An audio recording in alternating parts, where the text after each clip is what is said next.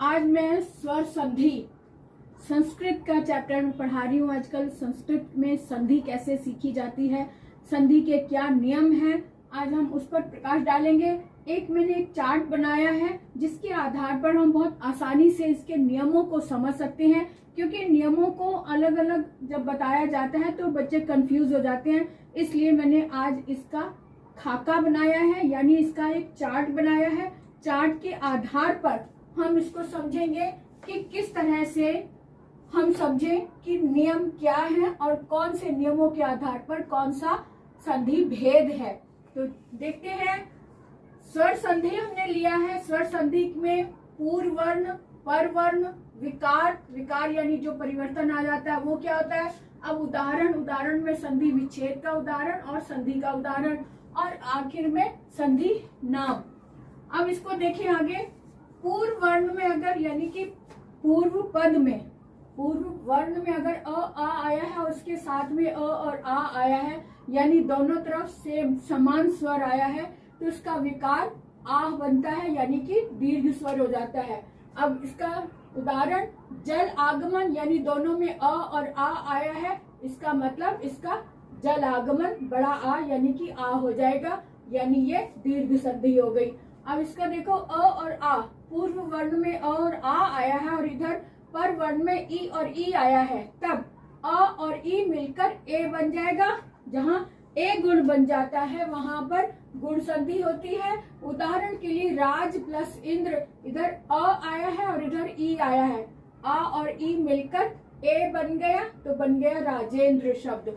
इधर अ और आ के साथ अगर उ और या उ आए तब ओ गुण बन जाता है, आ के साथ ई आए तो ए बन जाता है, आ के साथ उ आए तो ओ बन जाता है। यानी कि आप ये भी देखें कि ए और ओ जो है ये संयुक्त वर्ण है, ये अपने आप में कंप्लीट नहीं है। ये अ और ई मिलकर ए बनता है, आ और उ मिलकर ओ बनता है, यानी ए ओ ये भी संयुक्त वर्ण है त्र ज्ञ क्ष की तरह।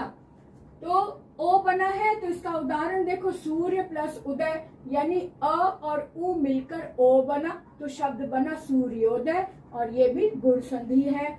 अब यहाँ अगर आते हैं कि अ और आ में अगर री मिलता है, री या बड़ी री, तब अर बन जाता है। इसका जो विकार है वो अर बनता है।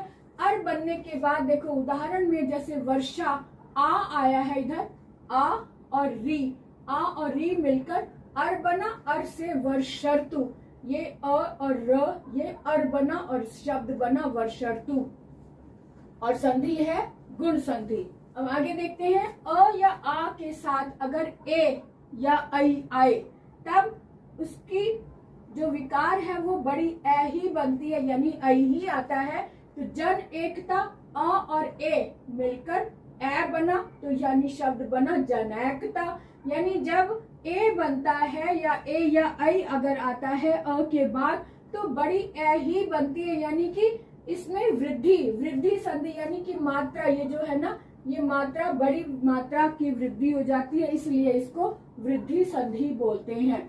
अब अ या आ के बाद ओ या औ आए तब बड़ा औ ही बनता है। यहाँ पर भी देखो आ और औ, यहाँ पे बड़ा आ और औ आया है, इसका शब्द बना महोदार्यम। अब यहाँ भी वृद्धि संधि है क्योंकि बड़ा औ बना, इसका जो विकार बना वो बड़ा औ है, यानी कि औ में बड़ी दो पाई लग गई, वो विकार हो गया बड़ी औ वाला। तो इसलिए यहाँ पर वृद्धि यानी कि मात्रा की वृद्धि हो गई, इसलिए ये वृद्धि संधि है। अगर यहाँ ई और ई दोनों तरफ ई, जैसे अ और आ दोनों तरफ समान स्वर जहाँ होते हैं वहां उसी स्वर का दीर्घ स्वर हो जाता है। यहाँ भी देखो ई और ई दोनों तरफ समान स्वर है तो उसी स्वर का दीर्घ स्वर बन जाता है ई। जैसे उदाहरण में कवि प्लस इंद्र, दोनों तरफ ई है तो इसलिए कविंद्र बड़ी ई बन गया, यहाँ दीर्घ संधि हो गया। यहाँ भी उ या उ के बाद उ या उ, यानी समान स्वर जब आता है दोनों तरफ तब वो बड़ा दीर्घ यानी दीर्घ स्वर हो जाता है, उसी स्वर का दीर्घ स्वर हो जाता है। जैसे वधु प्लस उत्सव, वधु और उत्सव तो बड़ा उ बना वधूत्सवः, तो संधि कौन सी हुई, दीर्घ संधि हुई, क्योंकि दीर्घ स्वर हो गया। ई और ई के बाद अगर कोई भिन्न स्वर, ई को छोड़कर कोई भिन्न स्वर आता है तो ई के स्थान पर य हो जाता है। किसके? ई के स्थान पर य हो जाता है। जैसे उदाहरण यदि प्लस अपि, यानी दी, ई आया है, ई और अ, ई का य बन गया तो यद्यपि हो गया, तो इसलिए यहाँ पर यण संधि हो गई। जहाँ पर ई का य, ऊ का व हो जाता है वहां पर यण संधि होती है। यहाँ ऊ या ऊ के बाद कोई भिन्न स्वर, यानी ऊ को छोड़कर कोई भी स्वर आए तो ऊ का व बन जाता है। जैसे उदाहरण के लिए वधु प्लस आगमन, आगमः है तो वधु आगम, यानी ऊ और ऊ का व बन गया, तो ऊ का व बनने के कारण वधवागमः ये शब्द बना। यानी कि यहाँ पर भी यण संधि हो गई, क्योंकि ई से य बना, ऊ से व बनता है जहाँ पर, वहां पर यण संधि होती है। अब आगे देखिए ए जहां आता है, ए के बाद ए को छोड़कर कोई और भिन्न स्वर आए, ए पूर्व वर्ण में ए है, पूर्व वर्ण में ए आया है और ए के बाद कोई भिन्न स्वर आया है, तब ए का ऐ हो जाता है। ये ध्यान दो, ए के बाद कोई भी भिन्न स्वर आया है तो ए का ऐ हो जाता है। जैसे ने अन, ने ए आया है, ए के बाद अ आया है तो नयनः बन गया नयन, यानी ये अयादि संधि हो गई। अब इसी तरह से अगर बड़ी ए आई है, बड़ी ए के साथ में अगर भिन्न स्वर आया है, कोई भी ए को छोड़कर कोई भी और स्वर आया है तो बड़ी ए का आए बन जाता है, यानी छोटी ए का अए और बड़ी ए का आए बन जाता है। जैसे नए प्लस अक है, बड़ी ए थी इसलिए इसका आए बन गया, आए बनने के कारण ये शब्द बना नायकः, नायकः बना, इसलिए यहाँ पर भी अयादि संधि है। इस तरह से हमने इसके चार्ट को समझा। इस चार्ट को आप ध्यान से समझकर इसकी स्क्रीनशॉट लेकर अपने पास संभाल कर रख लो, ताकि इस चार्ट को कभी भी दोबारा देख सको और इसको समझकर जब आप प्रैक्टिस करेंगे शब्दों की, तब इन चार्ट को ध्यान में रखकर जब आप करेंगे तब आप कभी भी भूलेंगे नहीं और हमेशा के लिए ये चार्ट आपके दिमाग में फिक्स हो जाएगा पिक्चर की तरह। तो इसलिए इस चार्ट को संभाल कर रखो, ध्यान से रखो, ध्यान से समझो इसे, ताकि आपकी संधि में फुल मार्क्स आपको मिल जाए। संधि में फुल मार्क्स मिलते हैं क्योंकि ये भी अंक गणित की तरह होता है।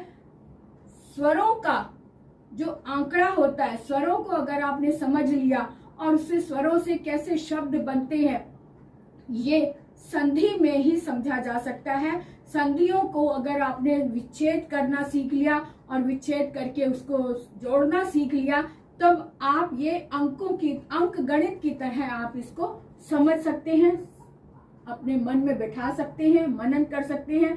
तो आज के लिए इतना काफी है। आज के लिए स्वर संधि के इस खाके को आप संभाल कर रखो। नेक्स्ट वीडियो में मैं इसी के उदाहरण खूब सारे लेकर आऊंगी। हर एक संधि के, हर एक भेद के अलग अलग उदाहरण लेकर आ रही हूँ। तब तक के लिए विदा लेते हैं आपसे। Bye bye.